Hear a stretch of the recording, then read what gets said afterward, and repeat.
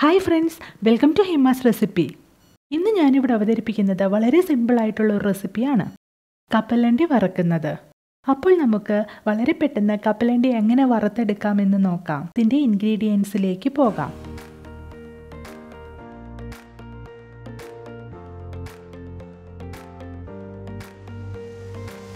ആദ്യം തന്നെ നമുക്ക് കപ്പലണ്ടി വറുക്കുന്നതിന് ആവശ്യമായിട്ടുള്ള എണ്ണ നന്നായി ചൂടാക്കി എടുക്കാം.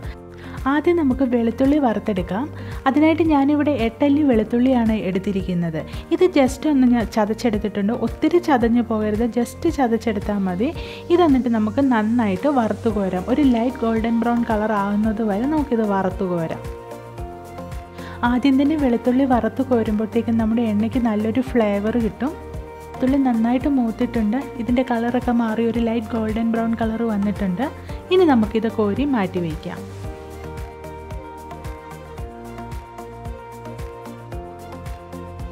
അടുത്തതായിട്ട് നമുക്ക് കറിവേപ്പില വറുത്തെടുക്കാം. കറിവേപ്പില വറുക്കുമ്പോൾ കറിവേപ്പിലയ്ക്കകത്ത് വെള്ളത്തിൻ്റെ അംശമുണ്ട്, അപ്പോൾ അത് പൊട്ടാൻ ചാൻസ് ഉണ്ട്. അതുകൊണ്ട് കറിവേപ്പില സൂക്ഷിച്ച് തന്നെ നമുക്ക് വറുത്ത് കോരാം. ഈ കറിവേപ്പിലയ്ക്കകത്ത് അത്യാവശ്യം നന്നായിട്ട് വെള്ളം ഉണ്ടായിരുന്നു, അതുകൊണ്ടാണ് ഇത് ഇത്രയും തീർച്ചത്.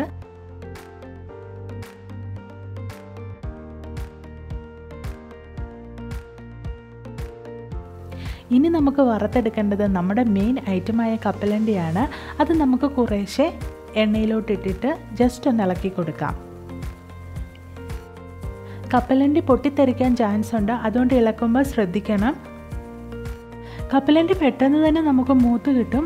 ഏകദേശം ഒരു 6 മിനിറ്റൊക്കെ മതിയാവും കപ്പലണ്ടി നന്നായിട്ട് ഫ്രൈ ആയി കിട്ടാനായിട്ട്. ഇത് ഫ്രൈ ആയി കഴിഞ്ഞാലും എടുക്കുമ്പോൾ ഒരു ചൂവി ടെക്സ്ചർ ആയിരിക്കും ഇതിന്. തണുത്ത് കഴിയുമ്പോൾ അത് കറക്റ്റായിട്ട് കിട്ടിക്കോളും.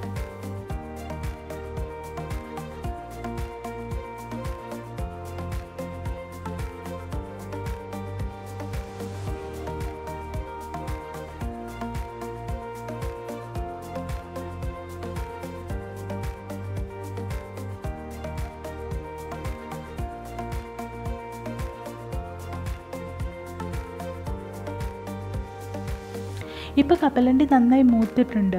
നമുക്കിനി ഇത് കോരി മാറ്റാം. കപ്പലണ്ടി മൂത്ത് കഴിഞ്ഞിട്ടുണ്ടെങ്കിൽ അത് പെട്ടെന്ന് തന്നെ അത് കരിഞ്ഞു പോകാനായിട്ടുള്ള ചാൻസ് ഉണ്ട്. അതുകൊണ്ട് മൂത്ത് കഴിഞ്ഞാൽ ഇത് പെട്ടെന്ന് തന്നെ കോരി മാറ്റണം.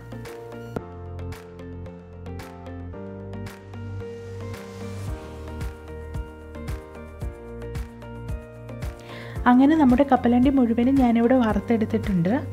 ചൂടോടെ തന്നെ വറുത്ത് വെച്ചിരിക്കുന്ന കപ്പലണ്ടിയിലേക്ക് നമുക്ക് മുളക് പൊടി ചേർത്ത് കൊടുക്കാം. ഞാനിവിടെ 1.5 ടേബിൾ സ്പൂൺ മുളക് പൊടിയാണ് എടുത്തിരിക്കുന്നത്. ഇനി നമുക്ക് ഇതിലേക്ക് 1 ടീസ്പൂൺ ഉപ്പ് ചേർത്ത് കൊടുക്കാം. അടുത്തതായി 1.5 ടീസ്പൂൺ കായപ്പൊടി ചേർത്ത് കൊടുക്കാം. ഈ പൊടികളെല്ലാം കപ്പലണ്ടിയുമായി നന്നായി യോജിക്കത്തക്ക രീതിയിൽ മിക്സ് ചെയ്തെടുക്കാം.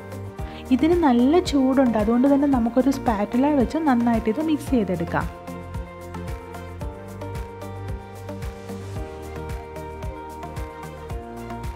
ഇനി നമ്മൾ നേരത്തെ വറുത്ത് വെച്ചിരിക്കുന്ന വെളുത്തുള്ളിയും കറിവേപ്പിലയും ചേർത്ത് ജസ്റ്റ് ഒന്നുകൂടെ മിക്സ് ചെയ്തെടുക്കാം. ഇത് നന്നായിട്ട് തണുത്തതിന് ശേഷം നമുക്ക് ഒരു എയർ ടൈറ്റ് കണ്ടെയ്നറിലോട്ട് മാറ്റാം.